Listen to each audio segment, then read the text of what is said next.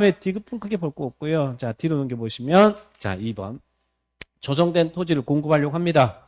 그럼 시행자는 조성 토지를, 조성등을 고시된 실시계획에 따라서 또는 지구단위 계획이 있으면 지구단위 계획 포함해서 아까 실시계획에 지구단위 계획 들어간다고 했잖아요.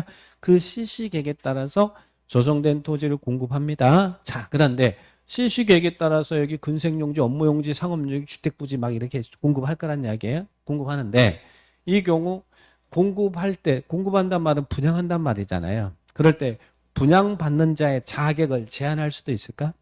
여기 기반시설의 원활한 설치 등을 위해서 필요하면 분양받는 자의 자격을 제한할 수도 있고 조건을 부여할 수도 있습니까?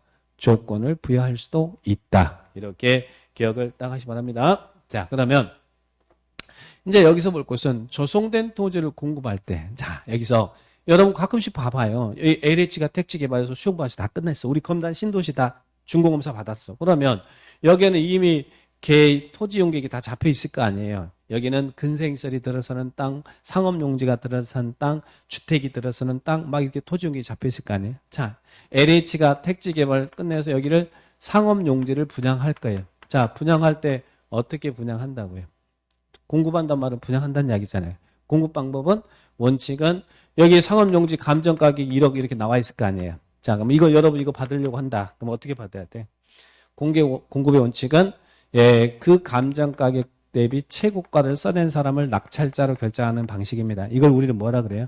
경쟁 입찰. 우리 경매 받을 때, 경매 물건 받을 때 어떻게 그 경매 물건에 대한 감정가격 대비 최고가를 써낸 사람이 낙찰자가 되잖아요. 그게 경쟁 입찰이잖아요. 그래서 조성된 토지 공급의 원칙은 어떻게 한다고요?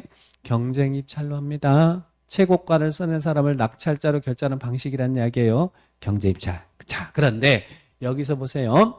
이 조성되는 토지 공급의 용도가 이런 용도면 추천 방식을 줄 수 있대요. 우리한테 주는 겁니다. 개발자 선정이 아니고 조성된 토지를 공급할 때 이런 경우는 추천 방식으로. 추첨이란 누가 뽑기 잘하냐 이거잖아요. 추천 방식. 자, 뭐 어떤 경우 추첨. 여기가 단독주택이 들어서는 부지야. 그러니까 단독주택이 들어서는 부지인데 여기에 필지가 막 이렇게 있을 거 아니에요. 단독주택이 들어서는 땅에다 필지가 있는데 어떤 땅들은 다 경쟁 입찰인데 어떤 건 몇 개가 이렇게 추천 방식으로 나왔네. 추천 방식으로. 자, 그 추천 방식으로 나오는 것은 그 이유는 단독주택인데 그 사이즈가 얼마예요? 330제곱미터의 단독주택 용지. 그러니까 100평 이하의 단독주택 부지는 추천 방식이 가능하다는 이야기예요. 그런데 평수가 100평이 넘어가는 필지 같은 경우는 경쟁 입찰로 가야 된다는 이야기예요. 그래서 몇 미터 이하의 단독주택 용지, 330제곱미터 이하의 단독주택 부지는 추천 방식이다. 그래서 요게 돈 되는 땅이죠. 봐봐요. 자, 여기가 이 단독주 여기는 이제 101평이야. 101평. 그래서 감정 가격을 봐주니까 1억이 나왔어.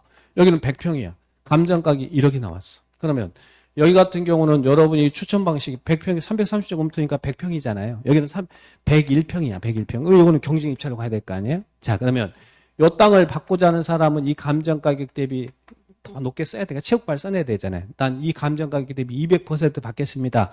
2억으로 낙찰 받겠습니다. 그래서 이제 당첨이 됐어. 그럼 이 사람 2억을 내야 될 거 아니에요? 그죠? 그 가격 대비 이제 최고가를 써냈으니까. 근데 이 사람, 여기는 경쟁 입찰이야. 경쟁 입찰. 그래서 여기 있는 1억을 이제 1억 감정가 1억의 경쟁 입찰, 여기는 추천 방식이야. 추천 방식. 그래서 여기에 대한 이 땅을 추첨으로 분양받고 싶어. 그럼 분양받을 때 입찰 보증금, 요즘은 입찰 보증금 5% 정도 내거든요. 입찰 보증금. 뭐 1억에 입찰 보증금 5%면 얼마예요? 500만 원이잖아요. 500만 원 딱 내놓고 좀 기다려서 이제 문자가 띵 옵니다. 당첨됐다고. 그러면 이 사람은 500만 원 내놓고 나중에 이제 1억 내면은 이거 자기 거잖아요. 그러면 이거 당첨되는 순간 얼마 버는 거야? 여기는 2억에 낙찰받은 사람이 있는데 여기서는 추천 방식으로 좀 1억에 낙찰받았으면 당첨되는 순간 1억 버는 거잖아요. 이게 돈이에요? 돈이 아니에요? 돈이죠? 나중에 학교 가면 이렇게 하세요. 자, 추천 방식이 돈 되는 땅이에요. 그래서 실제적으로 돈 되는 땅이니까. 자, 추천. 그런데 여러분이 추천 방식으로 들어갈 수 있는 것은 이것만 들어가요.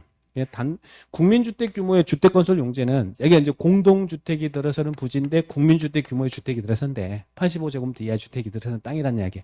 이것들은 건설회사들이 들어가야지 여러분이 덩어리가 크니까 들어가기 힘들어요. 그런데 이것들은 만만하잖아요. 1억이다가 입찰보증금 500만 원만 내면 되죠. 5% 내면 할만하잖아요. 이거 떨어지면 뭐 일주일 안에 돈 들어오는데 뭐, 그죠?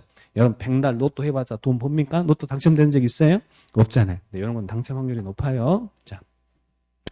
근데 저는 됐을까? 예전에 한때 이것도 열심히 한번 또, 한때 맞들려가지고 열심히 한 적이 있었는데, 저는 뭐, 저에게는 그런 행운이 없더라고요. 근데 주변에는, 주변에 같이 있던 사람들은, 같이 있던 사람들 막 당첨되고 그랬어요. 네, 돼가지고, 뭐 몇천만을 벌었네, 막 그러면서, 예, 당첨됐으니까 돈 벌었으니까 소고기, 예, 쏠 테니까 나오라 그러고, 나가서 소고기 먹는데 기분은 더럽고. 자, 참. 안 그러겠습니까? 예, 남이 뭐 잘 되면 배가 아프잖아요. 자, 그래서 330점대 단독 진행주 단. 자, 그 다음에 국민주택 규모의 주택 건설지 국. 그리고 공공택지. 그러니까 여기를 우리한테 공공택지 줄 때는 추천 방식. 근데 여기를 공공택지 용도로 공급할 때는 개발자 선정은 일단은 수의계약. 수의계약이잖아요, 여기는. 원형지 개발자 선정은 수의계약. 이 공급 용도가 무슨 용도든 개발자 선정은 수의계약. 아까 학교나 공장 등 용지로 선정할 때는 경쟁입찰. 여기는 지금 요거 보는 거예요. 조성된 토지 공급. 자, 그러면 예, 공공택지 추천 방식으로 받을 수 있다. 그리고 공장 용지도 추천 방식. 당국 공공 그래. 그런데 이제 초과는 여기는 수의계약으로 공급하기로 해서 이 땅은 수의계약으로 공급하기로 했어요. 수의계약 했는데 그 공급하는 면적보다 신청한 사람이 많대. 신청량이 그 공급 면적을 초과한다는 거예요. 그러면 초과하면 경쟁 입찰인가요? 경쟁 입찰이 아니라 추첨 방식으로 할 수 있다는 이야기예요. 신청한 사람 중에 추첨할 수 있다는 이야기예요. 그래서 당국 공공 초과 이렇게 꼭 기억해 주셔야 돼. 추첨 방식. 당국 공공 초과. 그런데 수의계약은 특정한 당사자 선정해서 계약하는 거잖아요. 그래서 우리 개발법에서는 조성된 토지를 공급할 때 이런 경우는 수의계약으로 할 수 있다. 그래서 수의계약으로 공급하는 사유가 쭉 열거돼 있어요. 근데 그 열거된 것도 왠지 다 사연이 있으면 수의계약으로 생각하시고 여러분들 그 열거된 수의계약의 사연을 여러분이 다 정리할 필요는 없어요. 왜? 추첨 아니면 수의계약을 물어볼 거 아닙니까? 그러면 추첨만 딱 기억하고 모르면 다 수의계약이라고 생각하시면 되니까 추천만 딱 기억해 놓으시란 이야기예요. 추천 방식 당국 공공 초과 그리고 나머지 내용들은 그냥 수의계약이라고 생각하시면 돼. 경쟁 입찰은 원칙이니까 경쟁 입찰에 대해서는 안 물어볼 거니까 추첨이냐 수의계약이냐 물어볼 건데 그때는 추천만 기억하시고 모르면 다 수의계약. 그래서 거기 보니까 사연이 있어 보이잖아요. 일반에게 분양이 어려운 공공시설 용지라든지 토지 상환 채권에서 상환을 한다든지 토지 용상 인접 토지 소유자에게 주는 것이 불가피하다든지 다 사연이 있어 보이잖아요. 그런 경우도 수의계약입니다. 그러니까 이런 추천 방식 5개만 기억하시고 모르면 수의계약이다 이렇게 기억하시면 돼요.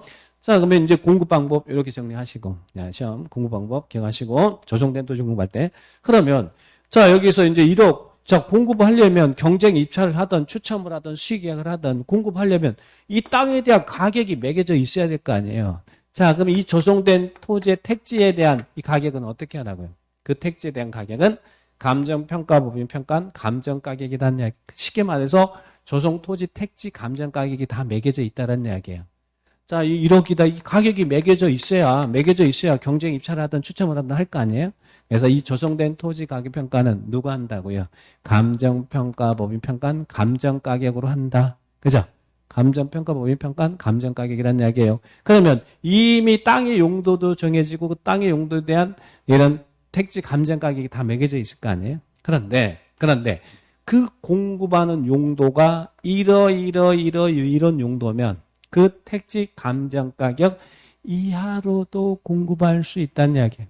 자, 여기가 학교 용지로 공급한다든지 이미 땅 가격은 다 정해져 있지만 공장 용지로 공급한다든지 임대주택 용지로 공급한다든지 국민주택 규모 용지로 공급한다든지 무료의 사회복지시설 용지로 공급한다든지 이런 용도로 공급할 때는 어떻게 할 수 있다고요? 감정가격 이하로 공급할 수 있다. 그래서 시험에 학교 용지로 공급할 때는 이렇게 또 폐기물 처리시설 용지로 공급할 때는 이런 경우는 어떻게 공급할 수 있느냐? 그러면 어떻게 해야 돼? 이미 그 땅에 대한 감정가격이 매겨졌으니까 그 감정가격 이하로 공급할 수 있다. 참고로 한 번은 답이 됐던 것은 여기를 유료라고 한번 바꿔서 출제한 적도 있죠. 유료의 사회복지시설은 그건 아니지. 그죠? 뭐 돈 받고 이렇게 사회복지사 설치하는 사람 뭐가 이쁘다고 거기다 감정 가격 이하로 줄 필요는 있는 건 아니잖아. 그러니까 뭐 요양병원이나 이런 것들도 무료의 사회복지시설 이런 용도로 공급하려고 하는 사람에게 감정가 이하로 줘야지. 그죠? 착한 일 하니까. 자, 그래서 이런 부분들 출제했습니다. 그래서 수용 방식은 보니까 내용이 어려워요? 어렵지 않아요? 왠지 나오면 그냥 맞출 수 있을 것 같은 그런 자신감이 보이지 않습니까? 그죠? 뭐 물어보면 아닌데. 자, 사람들이 왜 이렇게 부정적인지 몰라. 긍정적이야지.